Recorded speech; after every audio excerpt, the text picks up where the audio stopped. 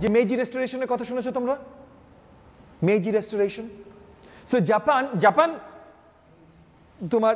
তোমার industrial super power এখন, আবার দ্বিতীয় বিশ্বযুদ্ধের আগেও তারা হেভিলি ইন্ডাস্ট্রিয়াল নেশন ছিল, ইন্ডাস্ট্রিয়াল সুপার পাওয়ারই ছিল অলমোস্ট। ওকে, তার জন্য they were one of the main fighters, proponents of the second world war. Axis ছিল হলো জার্মানি, ইটালি, জাপান। ইটালি হলো লেজের সাথে আছে আর কি, একটু যেখানে বাতাস পায়। So mainly Germany, Japan. Germany African front, European front, full war জার্মানির। আর the eastern front, the Asian front, full war জাপানের। সো জাপান মনে করো যে এই মাও কিন্তু তখন জাপানের সাথে মারামারি করেছে। ওকে, কোমিংটাং, ওখানে আমরা যাবো না। কি যেন বলছিলাম? সো জাপান ইন্ডাস্ট্রিয়াল নেশন ছিল। জাপান তোমার 18th সেঞ্চুরি পর্যন্ত জাপান আইসোলেশনিস্ট কান্ট্রি ছিল। ওরা কাউকে বাইরে যেতে দিবে না, কাউকে বাইরে থেকে আসতে দিবে না। এবং জাপানিজ কেউ যদি জাপান তো চারটা বড় আইল্যান্ড মিলে, তো এই আইল্যান্ডগুলো ছেড়ে যদি কেউ যেত, তারপর যদি ফেরত আসতে চেষ্টা করতো, ফেরত যদি ফেরত আসতে পারে, পানিশমেন্ট ডেথ। কারণ তুমি ছেড়ে গেছো কেন? So it was an isolationist country. তো যেটা হলো যে কমোডর পেরি তার বিশাল জাহাজ 3টা নিয়ে জাপানের মেইনল্যান্ডের পাশে যে দাঁড়ালো, কামানের কয়েকটা গুলি মারলো, বললো শুনো বাবা তোমরা দরজা খুলো।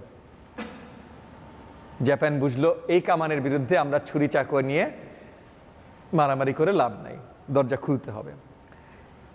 এইটার সঙ্গে সঙ্গেই আসলো মেইজি রেস্টোরেশন। দ্য আইডিয়া ওয়াজ যে আচ্ছা আমাদের যদি দরজাই খুলি, তাহলে আমরা দরজা খুলে ওদের সাথে ট্রেড করবো, কিন্তু ওদের সাথে শিখে আমরা ওই লেভেলে যাবো। মানে আমাদের ছুরি তরবার দিয়ে গানজের সাথে ফাইট হচ্ছে না, তাহলে আমরা গানজে যাব।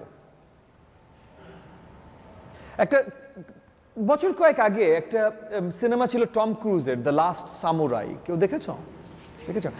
এইটা ওই মেইজি রেস্টোরেশন নিয়ে স্টোরিটা, যে তখন তারা ওই যে সামুরাইরা এখন আবার খেপে যাচ্ছে, আমরা ছুরি তলোয়ার।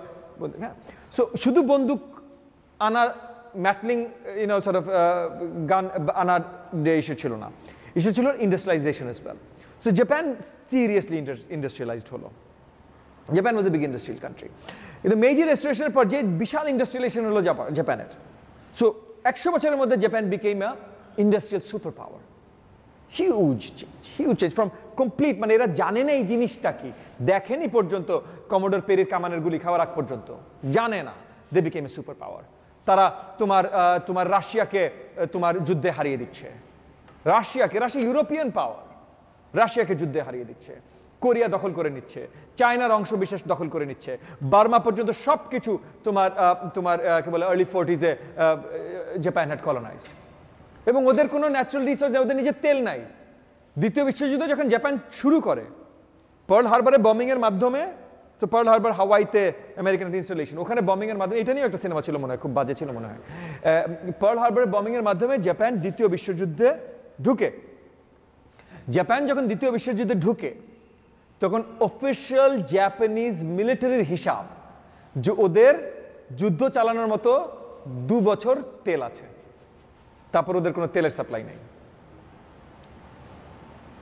পেট্রোলিয়াম ছাড়া যুদ্ধ করা যাবে? তোমার গাড়ি চলবে, ট্যাঙ্ক চলবে, উড়োজাহাজ চলবে, জাহাজ চলবে। এইরকম রিসোর্স স্কারসিটি থাকার পরও দ্যাটস ওয়্যার জাপান রিচড। তাইলে এখন তুমি বলো সো মেইজি রেস্টোরেশনে যেই ধরনের রাজতন্ত্র সৃষ্টি করেছে, এটা তাহলে ভালো? এইভাবে ইন্ডাস্ট্রিয়ালাইজেশন হয়েছে এই রাজতন্ত্রের মাধ্যমে। তো কি হয়েছে কোরিয়াতে যে লক্ষ কোটি লোক মেরে ফেলেছে? তো কি হয়েছে জাপানে যে লক্ষ কোটি লোক মেরে ফেলেছে? তো কি হয়েছে আজকে 70-80 বছর পর পর্যন্ত কোরিয়া আর চায়নারা কান্নাকাটি করে যাচ্ছে যে ওদের লক্ষ লক্ষ মহিলাদের তোমার ফোর্স প্রস্টিটিউশনে ঢোকানো হয়েছিল জাপানিজ সোলজার্সদের জন্য? তো কি হয়েছে? ধর কোনো বিষয় না, ইন্ডাস্ট্রিয়ালাইজেশন তো হয়েছে। সো আর্গুমেন্ট শুরু করলে তুমি থিসিস অ্যান্টিথিসিস অনেক কিছু হয়তো দাঁড়া করানো যায়, but proof is in the pudding. আমরা